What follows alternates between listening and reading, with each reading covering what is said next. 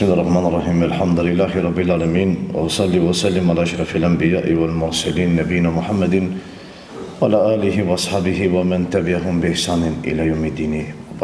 Fillimisht e lut Allahun azza wa jall që Allahu xhalimin ton veprat e mira tona Allahu të pas pranu dhe lut Allahun që lezimin e Kuranit, duat tona, sadakat tona Allahu azza wa jall të na i pranoj. Dhe lusë Allah ashtu si shna bashkoj sot këtë vend, në bashkoj në gjennetit e ti. Me lejnë Allah do të mundona që qemë sa më i shkurtër, për shak se më jemi edhe në fund, edhe besoj që jeni lodhë dhe ju pak, inshallah do të mundona shkurtimisht, thjesht ta trajtoj një temë që besoj që kemi nevoj ta dim, ta kuptojmë sa më mirë, me qëllim që ma vonë edhe ti zbatojmë ma letë edhe adhurimet e tona. Ajo që do të flasë me lejnë Allah ka që të bëjmë me adhurimin dhe me ngjenjen e kënaqësisë në adhurim. Ne gjithë ankojmi se kemi probleme, nuk ngjejmë kënaqësinë në adhurimet e tona dhe shpeshherë ankojmi se nuk i di ma sebepet sepse. Unë me lenë Allah do të mundona të i përmendit dy faktorë të cilët janë shumë të rëndësishëm, të cilat ndikojnë që njeriu të hapë zemrën e tij për të ndjekur kënaqësinë në shpirtin e tij gjatë kryerjeve të adhurimeve të tij. Ne shpeshherë dëgjojmë ose edhe lexojmë se të parë tanë kanë pas adhurime çuditshme. Dhe shpeshherë çuditemi se si ka mundësi me pas ndodh ajo, a janë të vërteta ato apo jo. Dhe nganjëherë ndoshta edhe dyshojmë që a ka mundësi me pas ndodh ajo apo jo, mirë po realisht ato janë të vërteta, përveç disave që normalisht ka hiperbolizim, po në përgjithësi ata adhurimin e kanë kuptuar më ndryshe dhe në adhurimet e tyre kanë gjej kënaqësi, kanë gjej ëmbëlsi. Ëmbëlsia e cila i ka forcu edhe më tepër në adhurimin e Allahut dhe i ka kënaq. Krahasim me neve të cilat ne falemi, por falja jonë ose adhurimi jonë është thjesht rutinë, pa shpirt, pa ndjetë diçka në brendsinë tonë, thjesht veç punojnë gjymtyrët, po shpirti nuk ndikohet, edhe nuk preket. Kjo shkakton ma vonë zbehjen iman, edhe shkakton ma vonë edhe zbehjen e adhurimeve dhe praktikën e tyre, veç antisunetve. Ka mundësi nga njerë që të kishim lexu se ka prej të parëve tonë që kur janë falë nuk kanë lëviz as majtë as në gjatë. Kanë qëndru stabil, sikur se disa prej besimtarve që i shumë i sot, dhe ka pas raste kur ka orë bleta dhe ka picku, po nuk ka reagu. Dhe pas namazit tije kanë pyet dhe i kanë thonë se a nuk gjeve dhembje, tha jo, në atë moment atë shumë kanë gje ëmbëlsi që veç Allahu e di, dhe nuk e kam gje fare pickimin e bletës në atë moment. Ka prej tyre, si që ishte Ibrahim Edhemi rahimullah, i cili thoshte që ne kur i kryem adhurimet e tona, ngjem atë shumë kënaqësi sa që po ta dinin fëmijët e mbretërve do të vinin, do të na luftonin me shpatat e tyre, që ata të jenë në vendin tonë e ne që jemi në vendin e tyre. Kurse thoshte Sufjan e Thauriu, dietari i njohur, asketi i njohur, thoshte në kërkimin e diturisë dhe në adhurimet e tona që i kanë pas, që i kanë kryer ata, kemi pas as shumë kënaqësi, as shumë kanë gje ëmbëlsi, sa që sikur ta dinin gjend tek pasanikëve, do të vinin, do të mundoheshin me gjithë pasurinë e tyre, ta shpenzojnë me qëllim që ata që në vendin tonë e ne që jemi në vendit e tyre. Disa prej parëve tonë thoshin që në dunjo është një xhenet, kush hyn atë xhenet do të hyjë në xhenetin e ahiretit Allahut azza wa jall. Disa, sipas disa transmetimeve kanë thonë që është adhurimi, e disa kanë thonë namazi i natës. Pse pikërisht namazi i natës? Për shkak se namazi i natës është tradita e parëve tonë. Namazi i natës është tradita e burrave të mirë. Namazi i natës ka qenë tradita e atyre burrë mëdhenjve që i njeh historia dhe që ne i lexojmë, ata adhurimin e natës e kanë pas sikur se ne që i kemi disa prej ibadeteve të thjeshta të lehta për dishmërinë tonë gjatë ditës sonë, dhe ata me adhurimin e natës e kanë ruajtur veten e tyre dhe janë mundu sa më tepër t'i afrojnë Allahut azza wa jall. Kënaqësinë që e kanë gjetë në adhurimin e natës nuk e kanë gjetë diku tjetër. Adhurimi i natës është i veçantë. Adhurimi i cili e jep një ndjenjë, një kënaqësi që nuk e jep ndonjë adhurim tjetër në përditshmërinë tonë. Andaj këtë kënaqësi që ata e kanë gjetë, unë e thash që është e vërtet dhe është reale, po ajo neve që na intereson është se ne kemi njëjtë tekste dhe kemi njëjtë gjurmë, nuk kemi diçka tjetër. Edhe ata e kanë lexuar Kur'anin dhe ne e lexojmë. Dhe ata kanë agjëruar dhe ne agjërojmë. Dhe ata i kanë lexuar ato hadithe dhe ne i lexojmë. Dhe ata janë folë dhe ne falim, andaj ku është dallimi mes neve dhe mes atyre. Pse ata ta kenë këtë ngjënjë, ne mos ta kemi këtë ngjënjë. Ku qëndron problemi? A është problemi te kozjarqi i adhurimit? A është problemi te shpeshësia e adhurimit? Se ata kanë bërë shumë adhurime dhe më pas kanë gjetë edhe kënaqësi, apo adhurimet e tyre i kanë zgjatë aq shumë saqë Allahu ka mundsuar që të gjejnë kënaqësi, ne jemi më të shkurtër dhe kemi më pak adhurime. Ku është problemi? Problemi nuk është te gjatësia dhe nuk është te shpeshësia, po problemi është diku tjetër. Ka një hadith pejgamberi sallallahu ku një prej dy të pejgamberit Allahu xhel hiri në xhami. Dhe pasi që hiri në xhami e pa një litar që e kishte pas lidh një grua mes dy shtyllave. Dhe i pyeti të pranishmit, tha, pse është ky litar këtu? Për çka shërben në xhami? Tha, një rasullullah, ky litar është një litar që ka vendosur një grua e cila e adhuron Allahun shumë dhe njihet për adhurimet e saj, ibadetin e saj, namazin, agjërimin, po kur lodhet që mos bie, atëherë mbohet për litarin, edhe ashtu vazhdon me adhurimin. Pejgamberi çfarë tha? Tha, ma gjuhën arabe e ka për qëllim diçka e cila nuk është e mirë. Pejgamberi do thotë me një aspekt nuk e priti mirë, për shkak se nuk ka qenë sipas udhëzimit pejgamberit. Do thotë që qëllimi është të qetë sipas udhëzimit pejgamberit. Pejgamberi ka qenë një person i cili e ka pas parasysh gjendjen e njerëzve dhe realitetin e tyre. Ndoshta ai për veten e tij ka kryer adhurime më shumë se sa tjerë. Megjithatë për tjerë ka ligjëruar më lehtë, për shkak se ai ka ditë mirë gjendjen e tyre. Pejgamberi nuk e priti mirë dhe tha pejgamberi Allahu Azza wa Jall, tha aleikum min al-amali ma tatikun. Tha ju veproni vepra të cilat keni mundësi për me i bërë, sepse jo secili ka mundësi për me bërë secilin adhurim. Në veçantë është një pyetje këtu nafilet, vullnetarit. Nëse personi i cili kryen adhurime dhe nafilet e tij i shton aq shumë derisa dikur do t'i bën barë e rënd, padyshim që ai më vonë do t'i praktikojë ato. Andaj ti e shef se ne kemi raste ku ka mundësi të i falim 20 rekate namaz natë, po i falim veç një natë. Mirë, po pastaj nuk falim namaz një periudhë gjatë për shkak se na duket shumë rënd. E tash është më e mira me i fal 2 rekate për çdo natë, apo është më e mira me i fal 8 rekate ose 20 ose 30 rekate me i fal për një natë, edhe pastaj me praktikë padyshim që ajo është e vazhdueshme, është më e mirë. E njëjta është edhe sadakaja. Dikush i jep sot 100 euro, mirë, po tan vitin e tij nuk jep deri Ramazanin tjetër. Pse? Për shkak se dora e tij nuk është mësuar, nuk është kalit që t'japen vazhdimsi. E më e mira cila është? Më e mira padyshim që është ajo e cila është e vazhdueshme, edhe pse është pak. Mirë, po është e vazhdueshme krahasim me atë e cila është shumë, po është diku lodhës, njëri nuk ka mundësi për çdo ditë ka 100 euro, ti nuk e ke as mundësinë as kapacitetin për çat. E ti shef ti edhe trit të cilët udhëzohen, ose ai i cili udhëzohet fillimisht, euforia e tij ç'e bën? Euforia e tij e bën për me shku pas adhurimeve dhe me qëndru një periudhë më gjatë. Mirë, po vije një kohë ku pastaj zbehet imani i tij. Edhe pastaj ku zbehet, aty fillon pikërisht problemi i tij.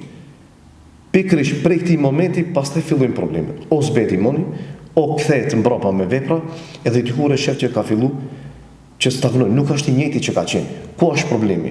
Problemi është se aja ja ka dhënë vetes një dozë shumë të madhe të adhurimit, që veç e tij nuk ka qenë para përgatitur për atë adhurim. Nuk ka qenë gjendje me kuptuar realitetin e mesatarisë. Edhe çka ka bë, aq shumë me ka angazhuar veten me ibadete nafile shtesë, po flas derisa dikur as lodhe ka filluar pastaj që të zbehet. E shef fetaria e tij bie. Pse? Për shkak se doza e tij ka qenë e madhe. E kur jep vetes një dozë e cila është e përshtatshme për veten tënde, tamam, 2 rekate, tamam, elhamdulillah. Ma mirë 2 se sa hiç, ma mirë 10 denar se sa hiç për çdo ditë, ma mirë agjeron një ditë po një ditë jo, se sa hiç. Abdullah ibn Amr ibn al-As, e dini rastin e tij kur shkoi te pejgamberi sallallahu alajhi wasallam. Çfarë kërkoi prej tij? Ta agjeroj për çdo ditë. Pejgamberi sallallahu alajhi wasallam kërkoi për çdo ditë, pejgamberi sallallahu alajhi wasallam ja ndaloi disa herë derisa në fund ja lejoi që ta agjeroj një ditë po një ditë. Me paciencë pas logjikës son, normalisht që mendimin tim është më e mira që unë ta agjeroj për çdo ditë, për shkak se afroj më tepër Allahut. Apo mirë, po njeriu nuk është i aftë ose nuk ka aftësi, nuk ka mundësi që ti till. Ndoshta një periudhë, mirë, po ne jemi të fol për një plan afatgjat. Ne jemi të fol deri në vdekjen tonë. E deri në atë moment nuk është e lehtë. Është e rëndë. Duhet të thotë që njeriu me bë durim dhe me më të mirë, a mundet apo nuk mundet.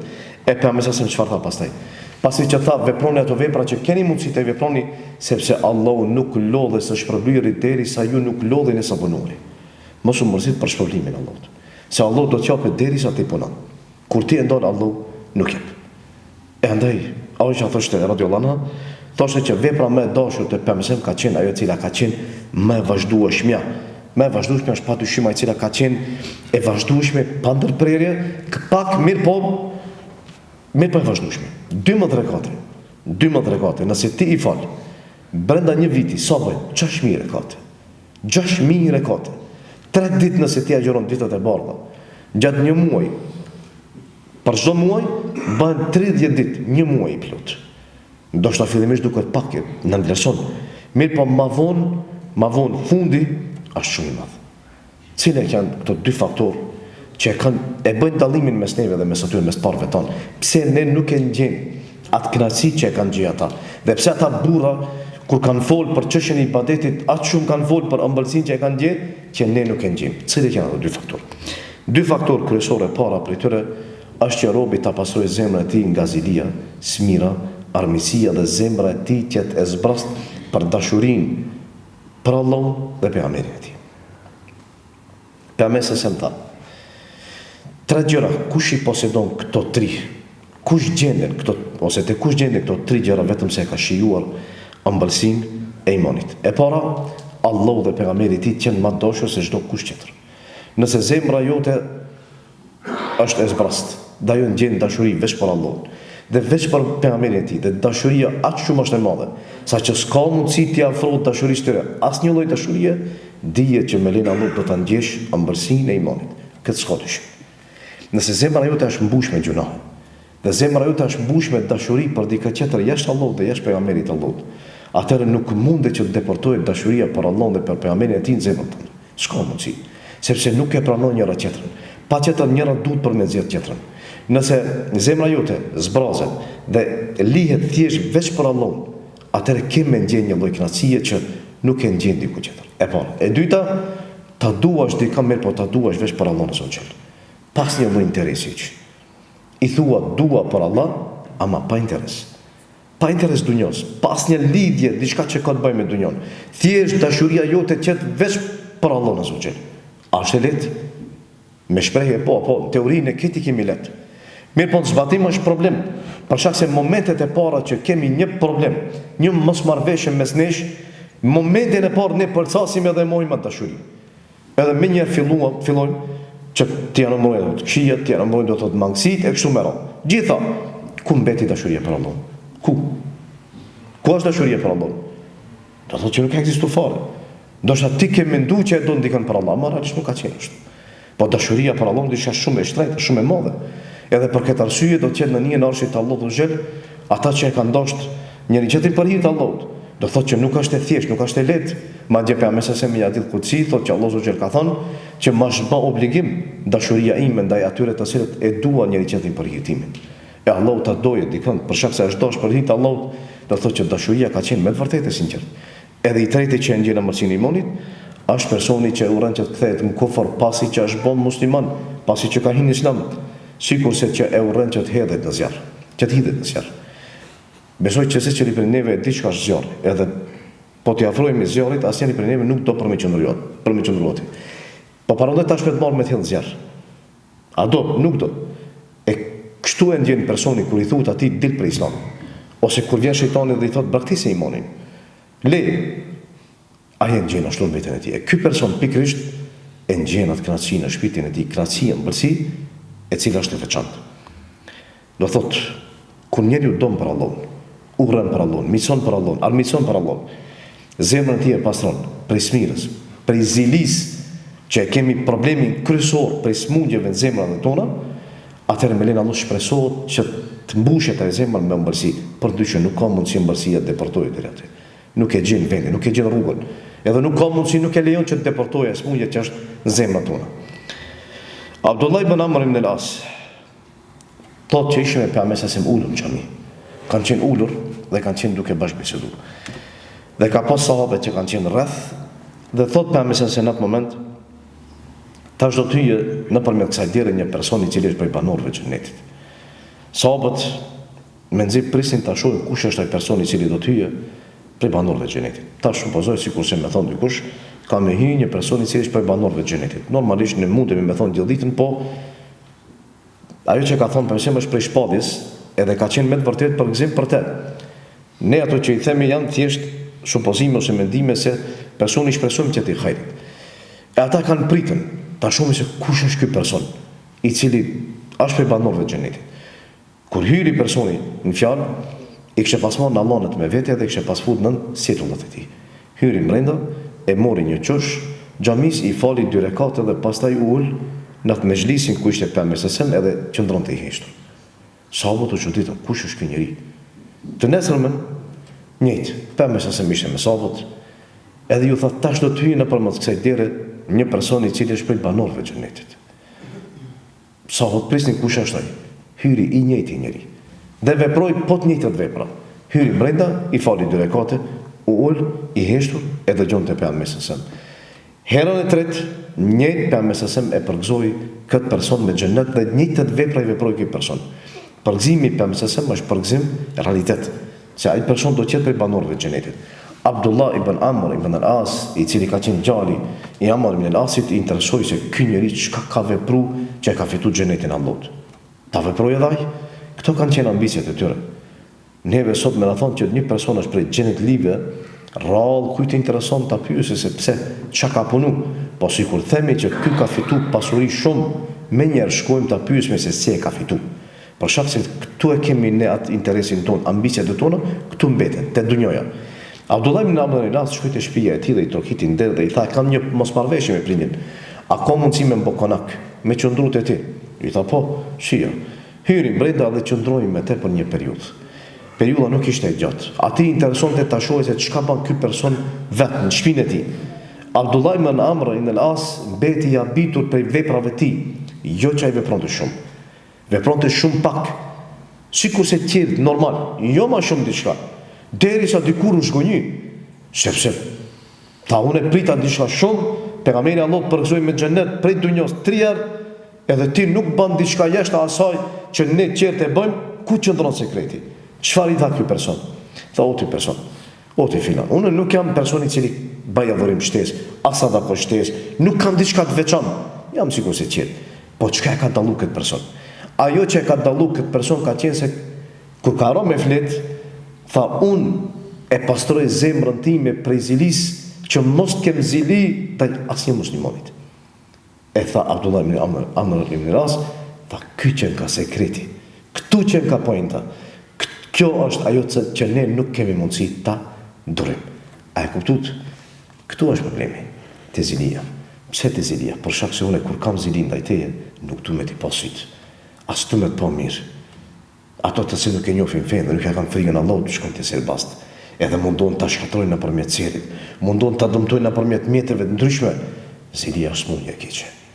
Një prej smundjeve që e prish, e shkatron zemrën, dhe nuk lejon që të deportoje ambërsia e imanit zemrën tënde, pikrisht është problemi i zilis. Ky është sekreti i parë. Sekreti i dytë është vetmia, kryerja e adhurimeve në vetmi vetë. Ti me Zotin tanë, çfarë nuk kupton kjo? Kjo nuk kupton disa prej adhurimeve janë publike, që është faqe, që s'ka mundësi për me i kësi, kurse tash namozi me xhamat. Mirë po ka prej adhurimeve që ka mundësi me i kryti vetë. Adhurimi i cili kryet vetë, adhurimi i cili kryet në publik nuk janë njëjta, nuk e kanë njëjtën ndjesi. Është më ndryshe. Personi i cili mundohet që adhurimet e ti ti bëjë vetmi, veçaj me Zotin e tij, vetmo, veçaj. Askush mos ta dije për gjendjen e tij. Ne secili kemi hallin tonë, kemi brengat e tona, apo mirë po megjithatë nuk ja shfaqim askujt, ato i di veç Allah Azza wa Jall. Ti kur ngritesh natën dhe nuk e di as gruaja jote, as fëmia jote, as prindi jot, ngritesh vetë. Edhe i drejtohesh Allahut me lutje, dhe i fal ndoshta edhe 2 rekate. Dhe i drejtohesh Allahut që o Zot e kam një problem, dhe o Zot e kam një hall. O Zot, njerëzit më kanë mbyll gjitha dyert, ku kam trokit, shumë kam bërë shpresë vetme, shumë kam bërë shpresë përveç se shpresat e ti, o Zot, shpresa e vetme askujt nuk i mbështetet përveç se teje. Ti i drejtohesh atij me gjithat nevojën tënde, çka ndjen ato momente? Çka ndjen? Kënaqësi apo e ndjen një lloj ëmbëlsie, një lloj ngrohtësie në shpirtin tënd që marrë nuk e ke ndjen. Pse? Për shkak se ti ke qenë vetëm me Zotin tënd. Askush mes juve, askush nuk ka qenë prezant. Atëherë shumë kulm sinqeriteti. Atëherë shumë kulm përulja, sepse përulja e plot nuk arrihet kur është njeriu në publik, po kur je vetë. E atëherë nuk shef askush, nuk ka media, nuk ka Facebook, nuk ka kurrë. Ti je vetë me Zotin tënd, askush nuk e di. E atëherë atëre del në shesh sinceriteti dhe për ule jote. E në këtë aspekt, nëse ti e ngjen atë kënaqësi, dija është për shkak vetmis. Një prej atyre është edhe shikimi që e ruan ti prej haramit. Pse shikimin që e ruan prej haramit?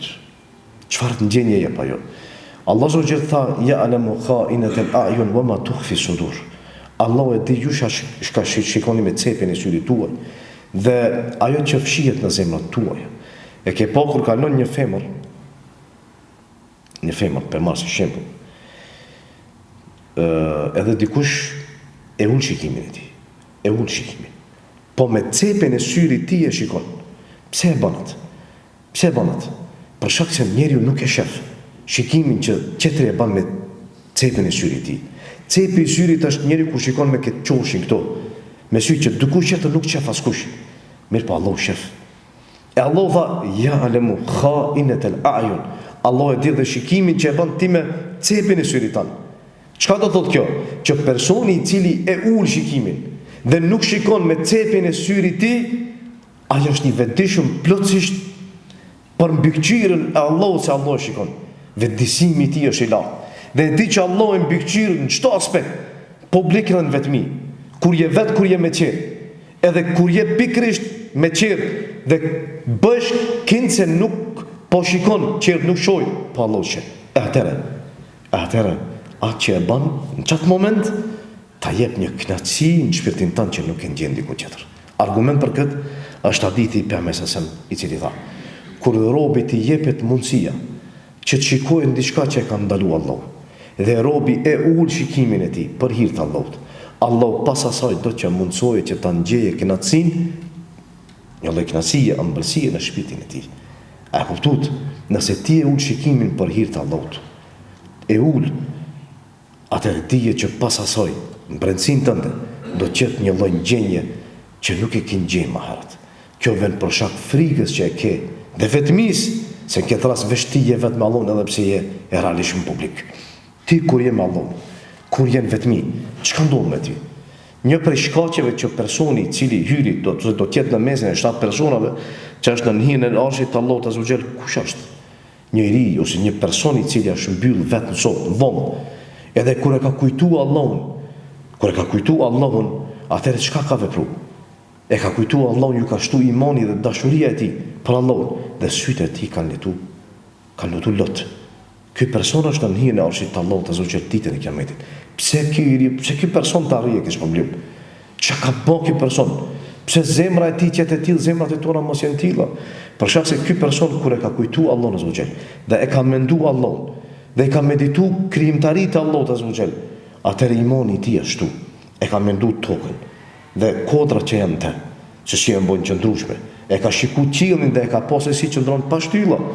E ka marrë dhe ka shikuar çështjen e vetës së tij, se si është i krijuar i vet, gjithë ato nerve, gjithë ato sisteme në trupin e tij funksionojnë perfekt. Ndrrimi i ditës edhe i natës, pas një konflikt, pas një kundërshtim mes vete, e ki po, vjen dita, vjen nata, nuk ka kundërshtim kozmos. E shef diellin dhe hëna si ndron, nuk ka problem. Orbita funksionon perfekt. Pse? Allahu tha: inne fi khalqi samawati wa ikhtilafi wal ard wa ikhtilafi al-layli wan nahar la ayatin li ulil albab. Than krijimtarinë e tokës dhe qiejve. Dhe po ashtu në ndrimin e natës edhe ditës ka argumente qarta për ata që mendojnë dhe logjikojnë. Alladhina yadhkuruna Allaha qiyaman wa qu'udan wa ala junubihim wa yatafakkaruna ma fi khalqi samawati wal ard. Rabbana ma khalaqta hadha batilan subhanaka faqina adhaban nar. Ata ndalin dhe mendojnë, të cilët e përmendin Allahun kam ulur dhe duke qenë shtrir, tha Allahu subhanahu e mendojnë krijimtarinë Allahun dhe pastaj pasi që mendojnë, thon Zoti ynë ti nuk e kriju këtë për kot. Ka diçka të që është që binda po. I than një beduinit, i than si e njohë ti, si u njoftohet ti me Zotin tanë. Beduini tha, subhanallah, tha po bagja cila është në tokë aludon që është prej devës. Tha malet që i shohmi dhe kodrat që i shohmi në tokë, ato aludojnë që kanë një lloj krijuesi. Detin që i shohim dhe dallgët që i shohim te, tregojnë që ka dikush i cili i hecën ato.